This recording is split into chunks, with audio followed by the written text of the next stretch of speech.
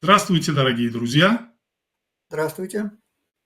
Друзья, сегодня у нас вновь долгожданная беседа с экспертом по военной безопасности Александром Евгеньевичем Кияевым. Напомню вам, что Александр является полковником в отставке. Он служил в Генеральном штабе Вооруженных сил Республики Узбекистан.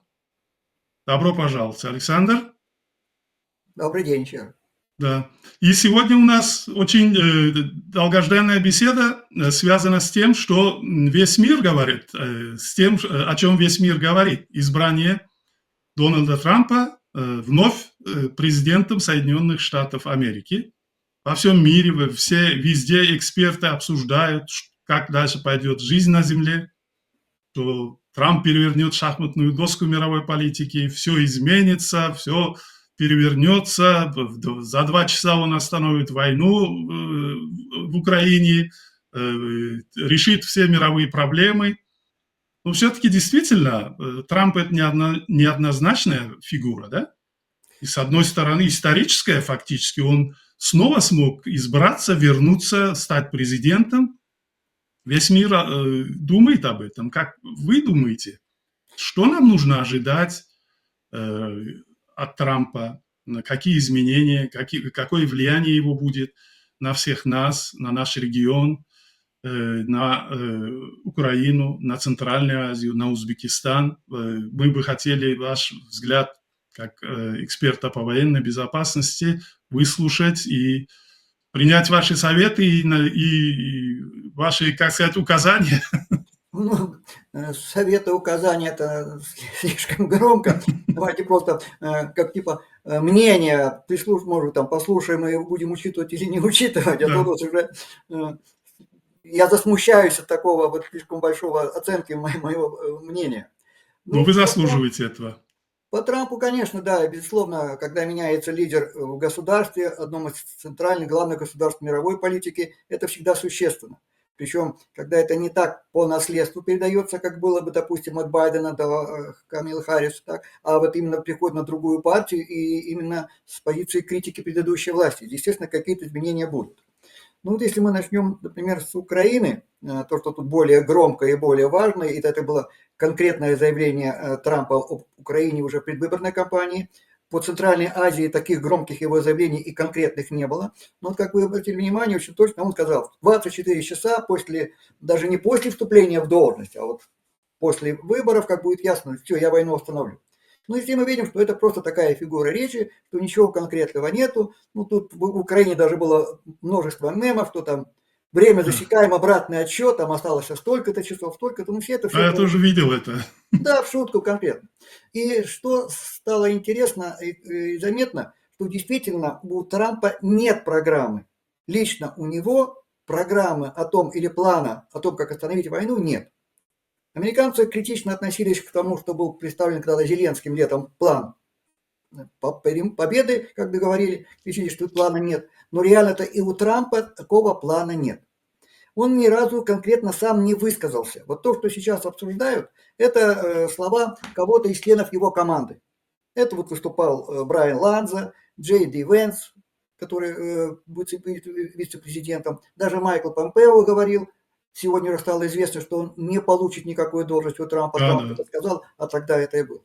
И это было просто их заявление. Что это было? Потом многие издания, и европейские, и украинские, пишут о том, что они не уполномочены были Трампом на это выступление. Это была их инициатива. Теперь, по сути, для чего? Варианта 2. Первое. Это пробные шары, как говорится. Запускается какая-то информация, и Трамп отслеживает, какая будет реакция у политического сообщества и мирового, и внутриамериканского, а он, как в предвыборной кампании видно, что больше нацелен на внутриамериканскую аудиторию. И потом уже он поддержит что-то, одно из того, что будет иметь более положительный эффект.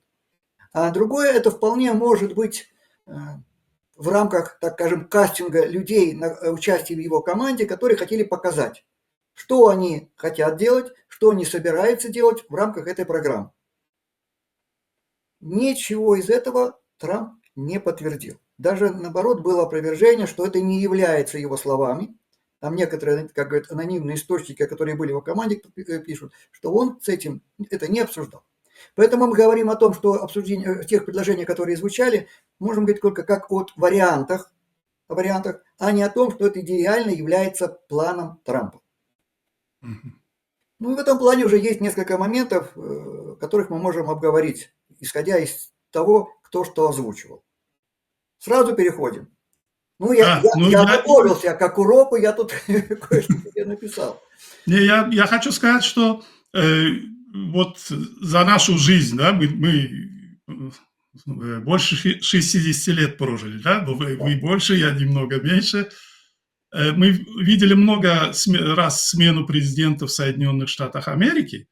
Президенты меняются, но ведь у США всегда есть постоянные интересы, которые будут существовать вне зависимости от того, кто является президентом. И, наверное, такое будет и с Трампом. Есть вещи, которые он не будет трогать и изменять, потому что это вечные интересы США. Но от его личности, конечно, многое зависит. Особенно в Европе. Вот я разговаривал с несколькими шведскими парламентариями, и они в страхе, да, от того, что может произойти. Даже вышел бывший премьер-министр Швеции, и она встречалась с Трампом, когда тот был в прошлый раз президентом, и она начала давать советы сегодняшнему премьер-министру, как надо разговаривать с Трампом, что он любит слушать, какой подход к нему должен быть. То есть до мелочей анализируют, они все в страхе от этого. Да? Я вот это очень удивился. Ну, вот очень точно вы отметили, что тут будет многое зависеть от того, как будут влиять на Трампа как на личность. Очень похоже на то, что он человек, любящий себя лично больше, чем все остальное. Такой, ну, как пишут некоторые авторы, с элементами нарциссизма. И вот тут ему, может быть, и импонирует этот Путин, который также себя любит больше всего на свете. И, может быть, поэтому он не считал, что вот мы, два человека с схожим общим психотипом, мы найдем общий язык. Но при этом надо все-таки учитывать, что у них в индивидуальном плане, может быть, какие-то сходства есть, а вот политические видения, в зависимости от политики государств и места государств, будут все-таки серьезные проблемы. И вот тут точно сказали, что есть, несмотря от сменяемости президентов, есть общеполитические проблемы или общеполитическая линия Америки, которую она должна будет выполнять. И этот вот лозунг, который Трамп выдвигает, «Сделаем Америку вновь великой», он просто намекает на то, что при Байдене она не стала великой. Что значит великой? Это, безусловно, для американцев не может быть вне влияния на мировую политику. Даже для того американца, который сидит где-то в глубинке и заботится о своем доходе, он понимает, мы не будем великой страной, даже если мы повысим там какие-то свои доходы, свой уровень жизни через какие-то меры, мы не будем все равно великими, если мы не будем влиять на мировую политику. А сейчас видно, что вот то, что даже где-то там высказывается как-то, потом уже ничего нет реального. А вчера уже из России пошли такие, несколько пренебрежительные в отношении Трампа заявления, что ну пусть он нам что-то предложит, мы посмотрим. То есть мы не будем с ним участвовать в переговорах после сразу, а пусть он нам направит предложение. А это разговор в позициях старшего к подчиненному. Да. Ну дайте мне предложение, я рассмотрю, а потом скажу, буду я с вами дальше разговаривать или не буду. Или ты какой-то кандидат. Ну вы нам дайте свой проект, мы посмотрим, потом уже будем с вами разговаривать. И то есть вот это уже ставит его в несколько унизительное положение. Согласится он на такую позицию или нет, я не знаю, но скорее всего маловероятно. Он не тот человек, который позволит с собой так разговаривать. Да, у него даже независимо от того, что он да. руководитель крупного государства. Это уже второй фактор. Но вот кроме этого, если мы говорим какие-то конкретные моменты, которые обговаривались как предложения для вот этой вот, ну, пока назовем условно, миротворческой инициативы, которая исходила из его лагеря, они, на мой взгляд, нереальны. И то, что было озвучено как более конкретно, да, это создание 800-мильной зоны безопасности. Значит, причем 400 миль в сторону Украины, так понимаю, 400 миль в сторону России. Так? Но это в километрах 640 километров. Я посмотрел на эту карту. Что значит зона безопасности? Вероятно, они будут ее брать и рассчитывать от разрешительной линии, где сейчас есть Или граница, вот Черниговская область и Сумская область, с другой стороны, это Курская область, Брянская область, где нет военных действий, но войска уже есть, или вот там, где идут военные действия. Если мы от этой линии отложим 640 километров в сторону России, это включая Тверь, это включая Москву на севере, на востоке это до Волги, на юго-востоке это включая Сочи, Краснодар. Готова ли Россия эту зону сделать демилитаризованной? Но я не уверен, что оттуда будут вывести войска. С другой стороны, если мы отмеряем это в сторону Украины, причем так еще, может быть, немножко иронично с моей точки зрения, но еще и берем и Калининградскую область, которая там на севере через Польшу, то в Украине остается одна Закарпатская область, которая не попадает в эту зону. Все остальное попадает. Если мы Калининград даже не считаем, но там еще кусочек Львовской области. Там брать точку на границе вот соединения границы России, Белоруссии и Украины, вот от нее, то попадает практически вся Украина. А где туда держать украинские войска, про которых они говорят, мы усилим войска, туда нададим вооружения дополнительного много и хорошего. Где оно будет? То есть это уже сам по себе вот этот факт создания вот этой вот зоны, это блеф. Кроме того, размер такой зоны разграничения еще я не помню никогда. Вот то, что мы можем вспомнить, зона, которая была, условно создавалась на границе между Северной и Южной Кореей, но она не была такой глубины. Она была вдоль всей 30-й параллели, 38-й параллели, но она не на такую глубину. Но тогда и не было таких ракет на такого поражения. Может, поэтому они ставят эти ракеты средней дальности, 640 километров. И это сейчас огромная площадь, где набрать столько войск, вот этих миротворческих сил, которые смогут эту территорию занять. Ну, абсолютно не конкретно. Кто будет финансировать эти силы? Трамп уже, его сторонники говорят, что Америка не будет их финансировать. Это большие силы. То есть это ляжет на те государства, которые захотят участвовать. А заставить кого-то в этом участвовать невозможно. Это значит, будет кто-то брать на себя добровольно, должен будет брать. Кто? Евросоюз? Конкретные отдельные европейские государства? НАТО? НАТО нельзя, потому что же Россия противостоит НАТО. Евросоюз – это опять же страны НАТО. Это как получается, что войска стран НАТО зайдут на российскую территорию? Или даже пусть не войска, а полицейские силы. Это опять полностью нарушает то, что Путин говорит, ни одного солдата НАТО на российской территории. То есть сама по себе уже вот эта инициатива, она абсолютно ни о чем. Она реально невыполнима. Даже если бы предположить, что такую зону создавать, следующий элемент. Оказывается в этой зоне вся оккупированная украинская территория. Миротворческие силы, которые должны быть силами стабилизации, они будут там заботиться о том, чтобы была стабильная обстановка. Сейчас нет активного партизанского движения украинского. Есть очень незначительные силы сопротивления, они связаны с очень мощными репрессиями, которые против них. Но они же все равно будут. Ведь это предполагается не на короткий срок, это предполагается на долгий срок. Как будут эти силы разграничения миротворческие относиться к украинскому, условно говоря, силам сопротивления? Пусть даже они будут с мирным сопротивлением, пусть просто они будут выходить на протесты, на какие-то там пикеты. Кто будет полицейские функции там выполнять на этой территории? Россия оккупированная, российские силы. Значит, они будут с этими протестами бороться. Это выйдет в какие-то стычки. Что будут делать миротворческие силы? Будут они воевать российской полицией? То есть этот момент отпадает. Я, например, не могу представить просто чисто механизм его осуществления. Это болтовня. Да, очень трудно представить, действительно. Очень трудно представить. Очень много Дальше камней преткновения, которое он сказал, что если, не он, от его имени говорят, что если не согласится российская на условия, мы дадим Украине много-много вооружений. Стоп. А при этом тут же говорят, мы приостановим войну на 20 лет.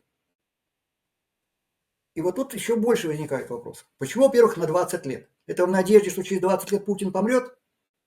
Тогда давайте будем ставить не 20 лет. А если он помрет раньше, извините? Да. И будем все равно ждать еще 20 лет? А если он не помрет через 20 лет, дальше что? То есть вот эта форма 20 лет, может это какое-то повторение того, что было после Первой мировой войны по Саарской области. Там дали 15 лет на референдум. И там уже проголосовало, где-то регион будет входить. А тут же даже не ставится, для чего этих 20 лет. 20 лет. 20 лет там стабилизации, линии соприкосновения. 20 лет обязательств вступления в Украину в НАТО. А через 20 лет она вступит в НАТО или нет? Или что-то вот тут. То есть нового же ничего конкретного нет. Потом дать много вооружений Украине. Это такая есть восточная притча про белого слона, которого дарят, его вот на работу привлекать не надо, но надо кормить и содержать. Также это вооружение. Много вооружения, которое не будет использоваться, а обслуживание, а содержание, а люди на обеспечение этого вооружения. Это же большая армия. Кто будет финансировать? Украина при нынешнем положении этого сделать не Не сможет. сможет. Реально не сможет. Она содержала до 2022 года меньшего численности армии, с меньшей интенсивностью, с меньшим количеством сложного обслуживания вооружения. И это было, если не на пределе ее сил, то в значительном напряжении. А тут давать больше сложного вооружения, больше сложного обслуживания – это большие расходы. Кто это будет брать на себя? То есть опять получается такое впечатление, что вот с той вот зоной, которую должны европейцы содержать, плюс эта масса вооружений, которые Америка даст, а кто будет обслуживать? Вот, да, сейчас Байден разрешил американским корпорациям ехать в Украину для обслуживания американского вооружения на территории Украины. Но Трамп это продолжит разрешение или нет? Опять же, он разрешил этим компаниям осуществлять финансирование за счет чего? То есть снова же вот это вот решение про 20 лет дать большое количество вооружения Украине, то есть поднять численность армии, это на дальнейшее разрушение экономики Украины. Да, фактически так получается. Да? Кто пойдет инвесторами в Украину на 20 этих лет? Когда вот эта демилитационная зона, когда Украина свои все средства будет тратить на эту армию, и без реальной гарантии безопасности. Россия может в любой момент это 20-летнее соглашение нарушить. Да. Что ее будет сдерживать? То есть для того, чтобы эти 20 лет содержать, должно быть конкретное соглашение, вот как сейчас у России с КНДР подписано, о том, что в случае нападения мы начинаем вступаем в войну. Европейцы подпишут сейчас такое соглашение. Я сомневаюсь. То есть смысла, опять же, вот в этом вопросе никакого нет. Это все чисто популистские заявления, рассчитанные неизвестно на что. Реально, конечно, выхода тут сложного и найти очень трудно. Вся надежда, что вот действительно Трамп вспомнит, что он обещал Америку сделать великой снова, а великая Америка без серьезного влияния на политику, не только Америка, это уже великий Китай, не будет. Поэтому вот все эти предложения остановить войну в 24 часа, на кого рассчитано, неизвестно. Да, действительно. Возможно, поэтому и такая реакция со стороны Российской Федерации. Давайте, что вы нам предложите? Что мы нам садиться за стол переговоров? С чем? А не с чем. Да, потому что очень многие комментаторы, эксперты здесь на Западе, в Европе, в Евросоюзе говорят об этом, что Трамп обещал очень много, но не под одним из его обещаний нет конкретного плана действий. Никакого плана нету, есть только слова, и как это будет осуществляться, и будет ли осуществляться, никто не знает. Вот это и вызывает опасения, потому что неизвестно, что ожидать в конечном счете. Вот тут, понимаете, еще какая есть опасность вот с моей точки зрения.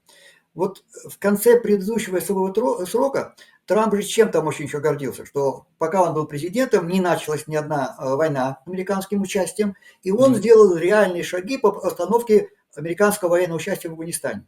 Вот тот ужас, когда вывод был американских войск из Афганистана в очень короткие сроки и не очень-то организованный, и приведший к плохим результатам, это Байден был вынужден выполнять те обязательства, которые дал Трамп. Да. Сейчас, и Трамп потом взвалил всю ответственность на Байдена. Хотя он все это подписал, в его период президентства были подписаны все эти договоры о выводе. Байден был вынужден осуществлять или договор, который был подписан во времена Трампа. И Байден, в конце концов, на него все грехи свалились, да? Да. Было такое мнение, я читал, не помню кто, не хочу вас обманывать, о том, что когда Трамп это подписывал, он уже это подписывал незадолго до выборов и надеялся, что если его изберут, он попытается его изменить. А если не изберут, вот они будут давить, что давайте выполняйте то, что мы подписали. Такая же угроза может быть сейчас и здесь. Он может быть эти вот свои 24 часа растягивать на 4 года. Да. И где-то в конце своего 4-летнего срока что-то выдвинуть, типа вот все, завтра заканчивать, значит на вас атомная бомба, ну, немножко утрирую, упадет. И ждать следующих выборов. Да, действительно, он же понимает, что он дальше выбран не будет, но он должен страховать свою партию до выбора следующего кандидата из своей партии. Поэтому, может, что-то будет делать. Но по состоянию на сегодня ничего конкретного нет.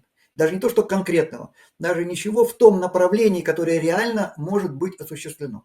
То, что и он, и Венс говорят о остановке финансирования Украины, войны в Украине, но давайте реально. То, что они говорят финансирование Украины, это реально финансирование американского ВПК. Да. Потому что поставляется американское оружие, как правило, в редком случае не закупает где-то что-то. Или это оружие передается с американских складов, за счет того, снова туда на американские склады дается новое вооружение со своего промышленного комплекса. То есть это деньги на развитие своего военно-промышленного комплекса. Согласятся ли сейчас его избиратели, которые работают в этом комплексе, которые сейчас зарабатывают на нем, чтобы им прекратили это финансирование, насколько они будут этим довольны, а выборы-то в Конгресс тоже не очень, то есть далеко отложат. Они же будут, это партийный снова будет голосование. Они же посмотрят на это. Поэтому... Да, потому что очень многие в Америке, да, избиратели, недовольные, которые были, они говорили, что деньги уходят в Украину, огромное количество. Но на самом деле, вот как вы сказали, эти деньги не уходят в Украину, они уходят на военные заводы в Соединенных Штатах, которые будут производить оружие. И за счет этого увеличилась поддержка экономики США на самом деле. Да, да. Причем, если так, очень много производства американских компаний, которые занимаются выпуском мирной продукции, раскидано в том числе в азиатских странах. У того же Маска предприятия в Китае, немаленькое количество связано, то практически весь ВПК американского, у себя, да, они закупают какие-то элементарные комплектующие, может быть, вот типа там микросхем, еще чего-то, но основное производство, основная прибавочная стоимость идет у них себе. И это их заработки. Хотят они из них избавиться, я сомневаюсь.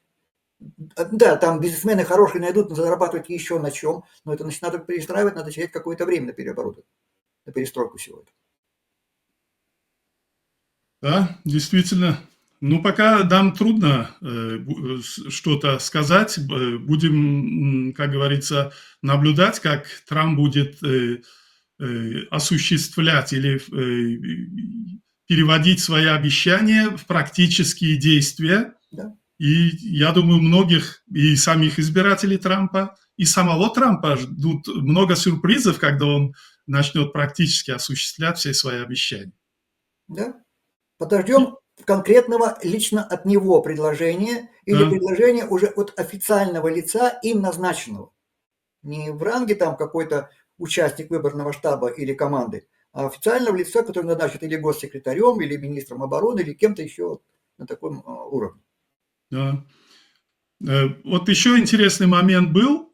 После избрания Трампа очень обрадовался Эрдоган. Он сказал, что Трамп его друг. Орбан, премьер-министр Венгрии, тоже очень... Он и во время президентской кампании ездил в США, поддерживал Трампа, он очень тоже обрадовался. Все президенты центральноазиатских республик поздравили Трампа и высказали в своих поздравлениях пожелания о том, что будет еще лучше укрепляться их дружба, сотрудничество. И я думаю, как вы помните, 6 ноября, как раз в день выборов в США, в Бишкеке проходил саммит Организации турецких государств. И, наверное, там тоже они обсуждали этот вопрос и как-то проговаривали, как будем действовать, какая выгода для ОТГ, для организации этой от избрания Трампа, будет ли Трамп поддерживать их, так как Трамп нацелен на противостояние с Китаем, а Китай тоже не хочет видеть, да, организацию турецких государств, которая бы активно работала и играла какую-то большую роль в нашем регионе. Да, вот эти два события вот так очень честно совпали. и, возможно, потому что они вот не один за другим. Я не увидел в информации о саммите, вот этом 11-м саммите Организации тюркских государств, чего-то конкретного о Трампе. Потому что они, видно, ждали, что она будет, и реакции по конкретным персонам нет. Вы очень точно подметили, что, естественно, это обрадовало и Эрдогана, и Орбана, потому что они, снова же, как и Трамп, люди схожего такого типа до личной власти, до личного управления. С одной стороны, а с другой стороны, то, как заявляет Трамп по миграционной политике, немножко позиционалистской, то что-то есть от его от национализма, как связано что есть и у Орбана, и немножко и у Эрдогана. Поэтому они, так скажем, друзья по личному вот такому состоянию своему, то им, может быть, они этому и радуются, что человек, который нам будет легче работать. Ну вот создание этой организации тюркских государств, действительно, она вроде бы как должна быть балансом для того, чтобы уравнять другие центры силы в этой системе. И так там они заявляют, что мы для того, чтобы создаем эту систему, создавать свой тюркский мир, свое видение для этого региона. И даже материалы, которые были после саммита в турецких СМИ, там также и говорилось, что вот мы должны усиливаться для противостояния Китаю и для противостояния однополярному миру, под которым они понимают США. Да. Но ясно, что Турция не сможет быть реальным мировым центром. Ну, просто в силу своего веса, своего объема не сможет. И создавать такой вот центр, который станет региональным, это вполне возможно, потому что у Турции есть свои очень интересные силы влияния на районе Черноморском и Кавказском. И с моей точки зрения, Турция в этой войне поддерживает Украину не потому, что она любит Украину, а потому, что она не хочет усиления России в этом регионе. Больше всего вот именно поэтому. Поэтому она понимает, усиление России в регионе опасно для позиции самой Турции. А больше там у нее в этом регионе кого Турции нет. Поэтому она начинает привлекать к себе помощников из другого региона, Центральной Азии, потому что быть лидером надо иметь каких-то последователей. Да. Организовать последователей вокруг себя она не может, потому что является членом НАТО, и причем не ведущим, хотя с большой численностью населения и большой по численности армии все равно не является ведущим государством. Европейский Союз пыталась, не принимает, и мы понимаем, это связано именно с внутренним этим устройством, внутренней идеологией. Поэтому начинает создавать свою организацию, где она будет лидером. И вполне успешно, и вполне реально. Но при этом приходится ей свои интересы смещать в зону Центральной Азии. И теперь наши государства Центральной Азии начинают входить одновременно в 3 таких союза. Да. Центральная Азия, да? Вот она для того и центральная. С одного боку, вот ее тащит к себе вот эта Турция, в союз тюркских, и он вполне логичен и культурно обоснованный. Да, исторически, да. С другой стороны, Российская Федерация втянула многие страны, и Казахстан, и Кыргызстан, в Европейское экономическое сообщество, куда сейчас туда же тащат и Узбекистан, он хорошо, что пока сопротивляется. Одновременно это еще и участники и ОДКБ, тот же Азербайджан, Казахстан, Киргизия, участники. И все они еще участники ШОС. ШОС, да. Где уже очень значительную роль имеет Китай. Ну, вот это хорошо может быть, да? Мы сидим на балансе и ни под кого конкретно не подпадаем, это дано сильное очень влияние. Но, с другой стороны, каждый из них начинает тянуть немножко в свою сторону. Вот интересно было почитать в документах о том, что как усиливается взаимосвязь между государствами организации тюркской организации. Но если мы говорим об усилении экономических связей между Казахстаном и Узбекистаном, это двухсторонние связи, это связи внутри ШОС, это связи внутри вот этого центральноазиатского сотрудничества, который они делают, или связи организации тюркских государств. А если говорим еще о взаимодействии между Казахстаном и Азербайджаном, то это, возможно, еще и связи в единой системе вот ЕС. Возникает много вопросов. Получается, что один и тот же показатель превозносит в каждом месте как свои достижения. Одни и те же лица собираются, но каждый раз название этой встречи разное, да, это анекдотическая ситуация получается, да? Да. И они же еще поехали туда на БРИКС сказать, эти же самые лица собрались, и там приводят, вот это достижение БРИКС, вот все собрались. Они собрались, у них есть повод поговорить. Ну, есть действительно региональные проблемы.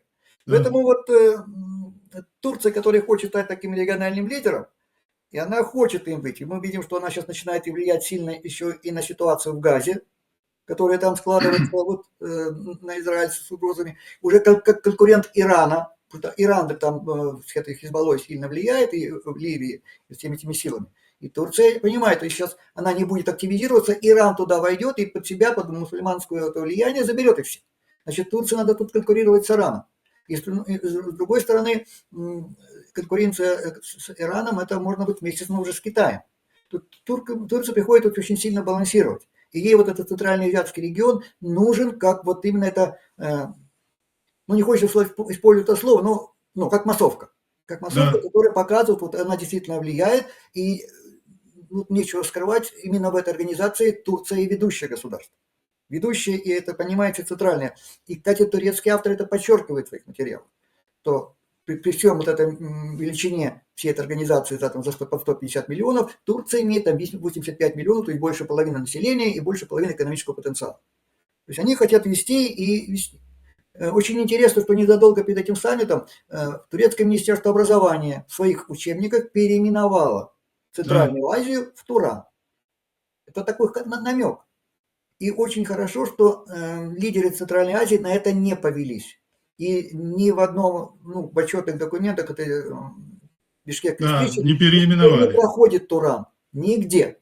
Да, Центральная Азия. Это очень хорошо. Хотя вроде бы как приятно было бы, да, мы тут тюркские государства, давайте будем Туран. Нет, мы Центральная Азия. Это очень важный элемент. Не повелись. Хотя и пошли на этот общий алфавит. Ну, алфавит, пусть он будет общий алфавит, может быть, удобнее передавать общие звуки тюркских языков. Ну да. Еще Туркменистан, Эрдоган давно хотел же привлечь Туркменистан, чтобы она стала членом Организации тюркских государств. И 12 октября планировался неформальный саммит ОТГ в Ашхабаде. Эрдоган был приглашен, и он собирался участвовать. Но внезапно все это изменилось, и этот неформальный саммит ОТГ вдруг превратился в саммит по чествованию юбилея Махтумкули, великого тюркменского поэта.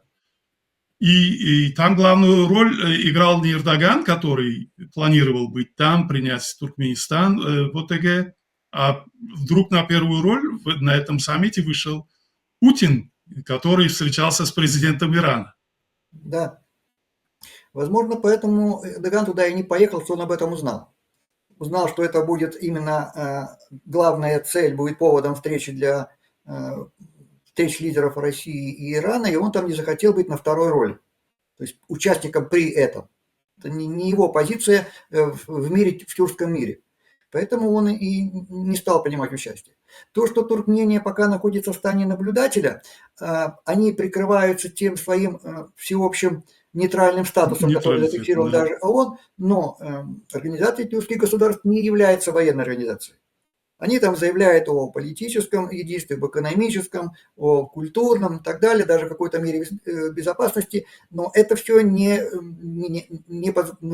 мешает участию тем государствам, которые заявляют себе нейтральность. Нейтральность, прежде всего, подразумевает военно-политическую нейтральность. Эта организация не выходит на военный уровень, и она не может стать военной. Хотя там у них, вот даже мы говорим, есть прописано в уставных документах, что выработка единой политической позиции тюркских государств. Но как может быть единая политическая позиция государств, одно из которых входит в НАТО, а другие входят в ОДКБ? Да, вот уже это несовместимо. Это уже мы понимаем, что это несовместимо. Они не могут быть с единой политической позицией, потому что одни противоречат другим. Россия, лидер ОДКБ России, она постоянно заявляет об угрозе со стороны НАТО. Поэтому тут уже явно этого не будет. Но шаги по сближению этих политических какой-то выработки есть. Да, еще по Туркменистану. Туркменистан же находится очень сильно в влиянии Ирана. Вот то, что встреча между Путиным и Ираном, это вот именно через это. И в начале 90-х влияние иранское в Турции, в Туркменистане было еще сильнее. Там даже какой-то период обсуждался вопрос о чуть ли не полном открытии границ, чтобы было свободное перемещение, о создании каких-то общих экономических зон. Поэтому они опасаются. И вот наличие Туркменистана как наблюдателя, вот это мы говорим, что они вроде как хотят приблизиться, и их бы приняли туда. Но там еще есть два интересных других наблюдателя в организации тюркских государств. Один, тот, которого тянет за собой Турция, это так званая Республика Северного Кипра. Причем так еще неинтересно, в одних материалах об организации тюркских государств указывается он как это государство как страна-наблюдатель, в других об этом вообще умалчивается. На некоторых фотографиях о саммитах, вот там же Бакинский, который был саммит, стоят лидеры и стоит флаг этого государства Северного Кипра, при том, что его, кроме Турции, никто не признает. И это немножко, с моей точки зрения, снижает легитимность этой организации, которая позволяет быть своим членом вот такую страну. Но, с другой стороны, Турция-то ее будет тянуть. Если Турция лидер, к ней вынуждены прислушиваться, и поэтому держать в ранге наблюдателя. Присоединение Венгрии тоже очень интересно в ранге наблюдателя. Хотя там Орбан и периодически высказывает о том, что они часть тюркского мира, там вспоминает какие-то там давние средние века, когда вот там гуны пришли, потом вот эти вот мадьяры или угры пришли вот через Причерноморской степи туда, и вроде бы как кто-то там настюркское есть, хотя они относятся так даже в языковом плане к финно-угорской группе языков, не к тюркской, да, то есть тут что такое все очень, очень привязано. И это видно, вот что, да, по языку. Венгрию-то раньше, вот в простонародье, вот я помню, в Узбекистане называли не Венгрия, а Маджаристан, да? И сейчас более модно становится использовать это название, да? Маджаристан от имени мадьяров, по-видимому. Да, да. Да. Ну, в Украине их называют угры, угорщина, угры, но то тоже финно-угорская группа, вот сама так, ну, есть. То есть они как бы к тюркам так Не тюркскоязычные, да? далеко относятся, но вот хочет он туда, и похоже, что просто он ищет, с одной стороны, вероятно, новых союзников, где было бы ему комфортно, потому что в европейской системе ему сейчас некомфортно, пока у него только Фице, Словакии сторонник, и он уже ждет, возможно, еще каких-то правых радикалов-националистов из других стран, тогда они смогут создать у себя вот такой. А с другой стороны, как мне кажется, он заинтересован в поддержке связи с теми государствами, которые могут подавать ему нефть и газ не из России и не через Россию. Потому что понятно, что вот во многих условиях подача нефти и газа через Украину, она остановится в конце этого года.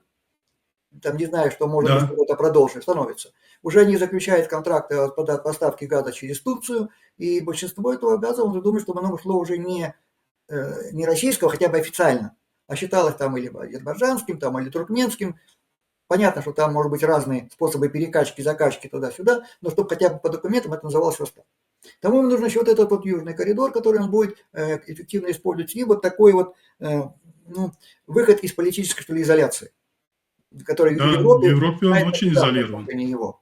Он показывает, что вот мы тоже центр, находимся в жизни, нас не устраняют. Как и турки говорят, мы создаем новую систему, евразийскую систему, там, если Россия по северу Евразии, мы создаем ее вот по этой центральной зоне Евразии, и как представитель Европы не только Турция с небольшим кусочком на Балканах, а вот еще и европейское государство полностью все это объединяет. В таком плане. Да. Еще вот интересно, я вот заметил, и многие мои друзья из Таджикистана, да, персоязычные, все удивляются, да, что куда Таджикистан, он же тоже входит в Центральную Азию, например, в организацию тюркскоязычных государств ее нету. Да. Да? И это тоже может стать, Таджикистан может стать страной, которой будет использовать Путин в своих целях именно для раздора, внесения раздора в Центральную Азию между странами. Может быть такое?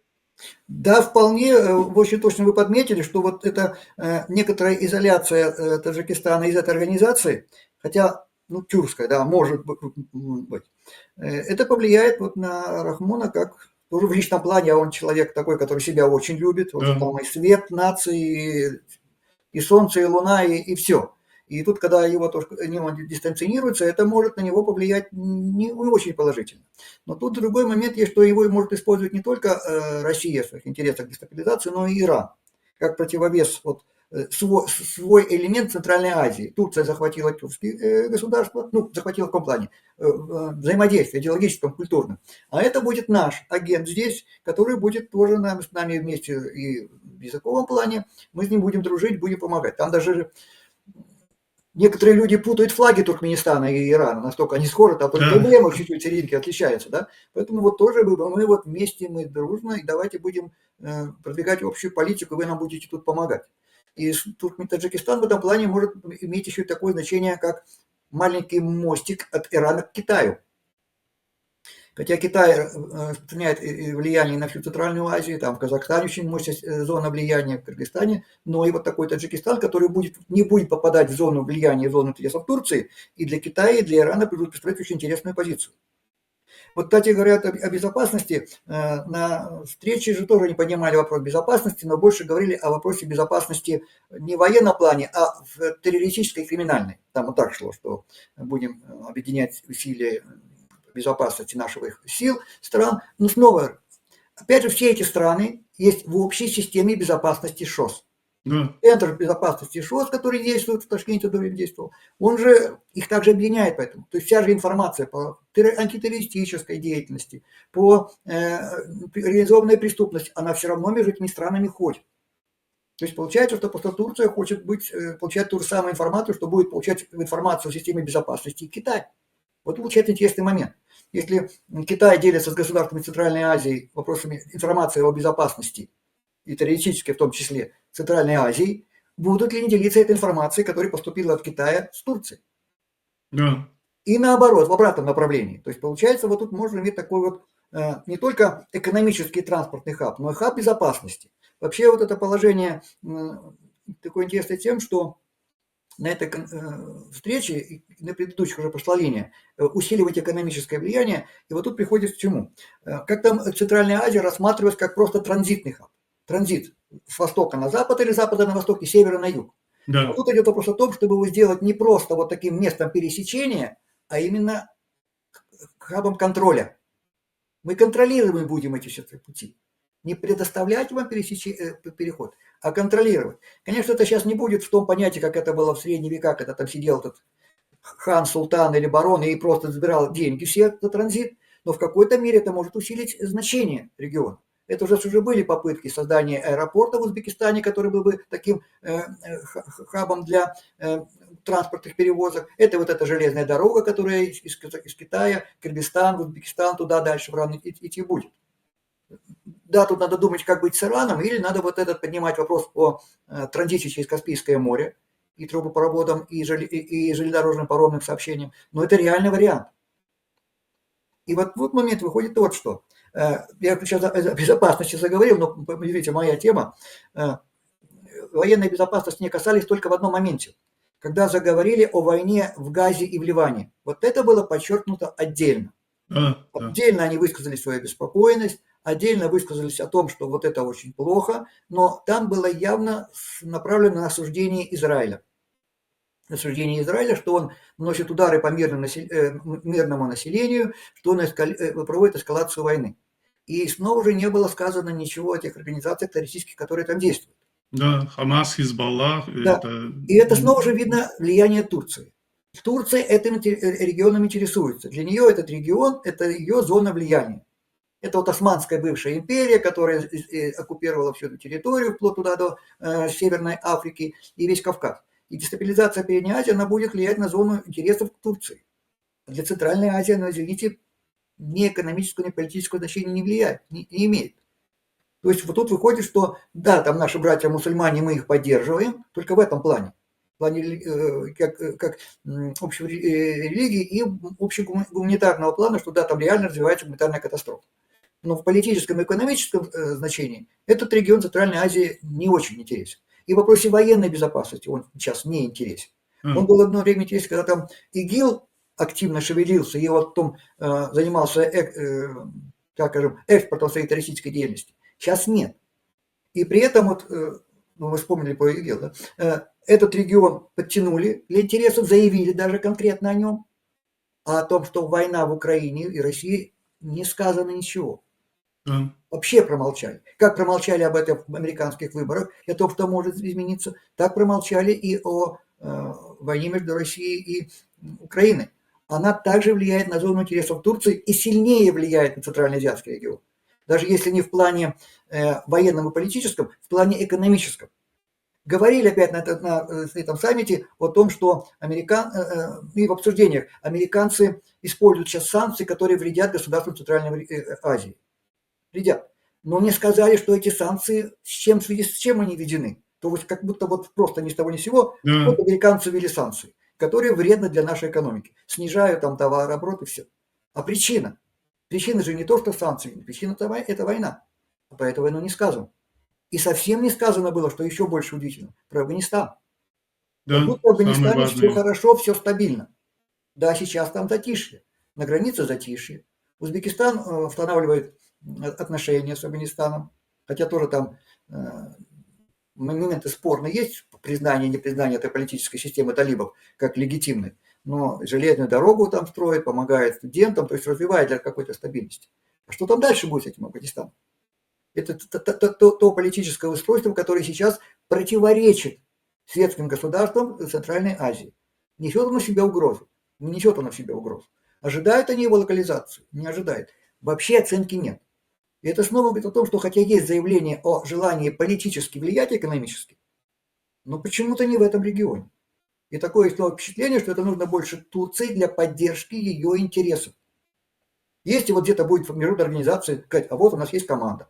Если это опять снова будет там голосование где-то ООН, то есть будут кто поддерживает, кто там выскажется. То есть впечатление такое, что вытягивается в тот бок.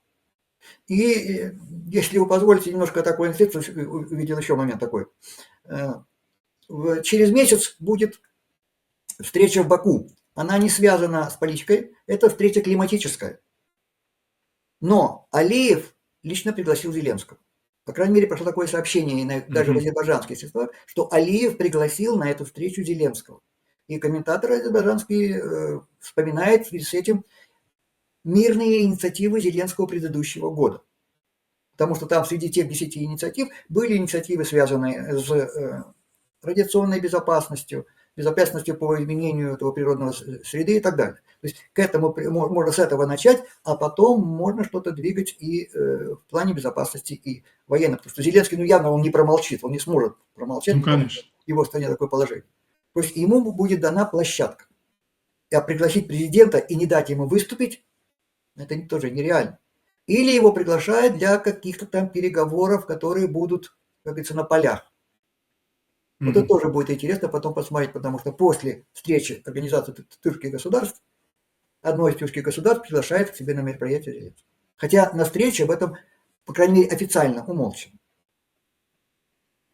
Да, будем надеяться, какое-то продвижение в этом направлении, если будет. Да. Ну, вообще мы разговор начали с Трампа, и Центральная Азия вроде далеко, и Трамп до нее не дотянется своими действиями, в смысле его политика так сильно не повлияет. Но вот есть все-таки опасения, что Трамп планирует начать таможенную войну, экономическое противостояние с Китаем. И может это противостояние зайти так далеко, что Америка, если будет вводить санкции против Китая, опять Центральная Азия попадет в те же тиски, которые санкции против России введенные, Центральная Азия помогает Путину, обходить санкции, попадает под вторичные санкции. Если с Китаем будет точно так же санкционная война, точно так же страны Центральной Азии будут подпадать, да, и может даже влияние двойных санкций и так далее.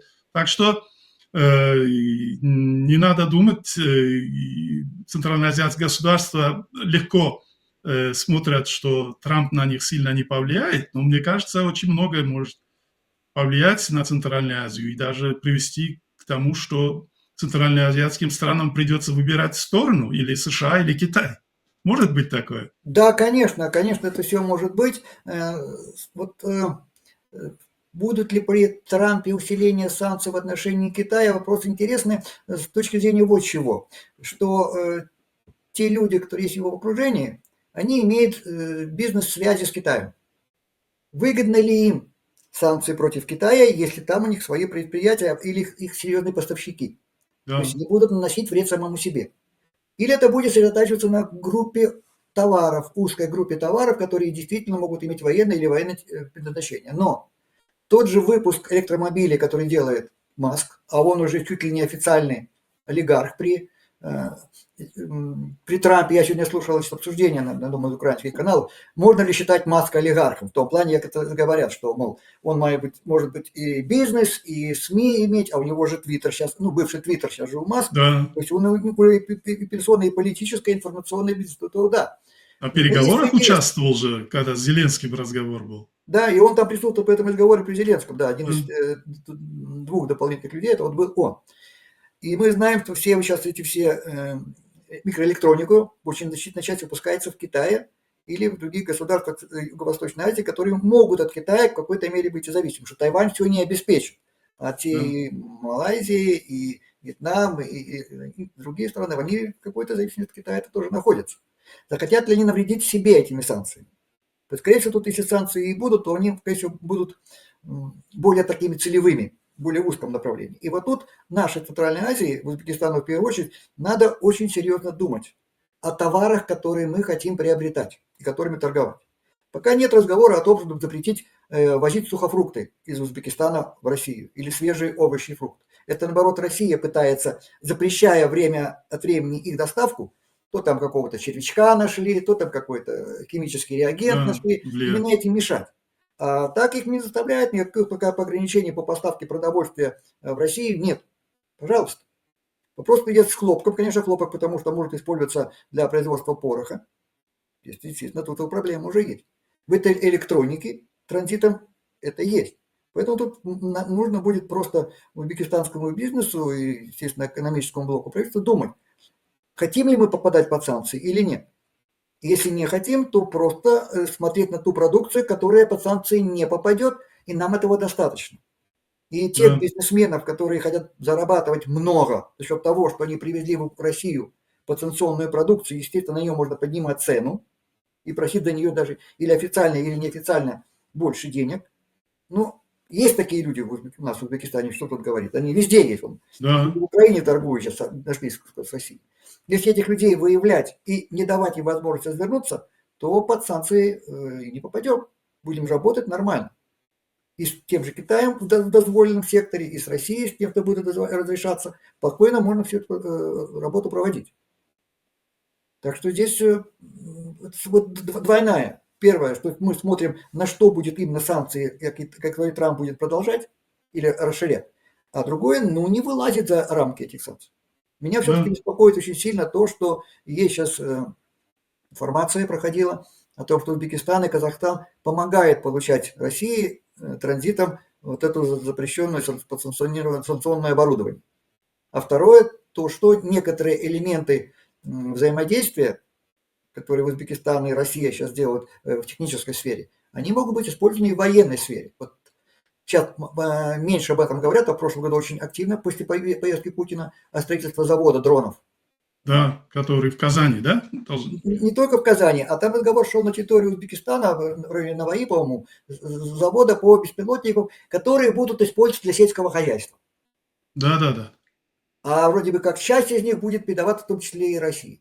Ну, извините, но то, что для сельского хозяйства он что будет делать? Две функции. Или наблюдать, или раскидывать удобрения, там, дефилианты, что-то такое. Так он точно так же может эту бомбу выкинуть. Да, это же продукция двойного назначения. Да, он в любом случае дрон является объектом двойного назначения. Да. Как минимум разведывательный, как минимум. А если он может нести в себя то, что будет распылять там удобрения или реагенты для уничтожения вредителей, вот точно считаю, что он какой-то вес может нести. И он может нести ту же самую гранату, ту же самую мину, тот же самый какой-то боеприпас, или его делают эти вот ФПВ дроном камикадзе. Так что вот это уже будет ставить, что тогда, извините, ребят, вы идете на сотрудничество в военной или двойной технологии, тогда и санкции на вас распространяются. Тогда мы вам не будем ничего давать, будем ограничивать. То есть здесь надо выбирать, вот как вы сказали, надо выбирать путь. Но даже, может быть, не столько путь ориентировки на конкретную страну, а путь сектора, который мы хотим занимать. И той сферой заниматься. Снова сейчас пришли немножко до военной промышленности. Есть информация, что и Азербайджан, и Турция хотят участвовать совместно в военном проекте производства самолетов. В Узбекистане шел разговор о совместном выпуске военной продукции тоже с Турцией. Там был связан он и с бронированной техникой, с этим ходом. Так? То есть, значит, можно вот тут вот с этими сотрудничать странами, но не входить так, чтобы это не уходило дальше. Потому что создавать, естественно, свою какую-то базу нужно. Но это отдельный разговор, мы уже займем слишком много времени. Действительно, мы уже больше часа уже О. поговорили. Огромное вам спасибо, Александр, за очень интересную беседу.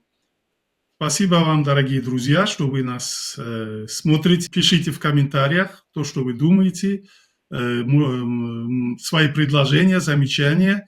Будет интересно, если вы тоже выскажете свое мнение. Напомню, сегодня у нас была беседа с Александром Кияевым, экспертом по военной безопасности. Александр был полковник в отставке, он работал в Объединенном Генеральном штабе Вооруженных сил Республики Узбекистан. Огромное вам спасибо за беседу, Александр. Желаю вам всего самого наилучшего. Будем с нетерпением ждать следующей вашей возможности с нами побеседовать. Будут темы, будут разговоры. Спасибо. Всего доброго, будьте здоровы. Katta rahmat, salomat bo'ling.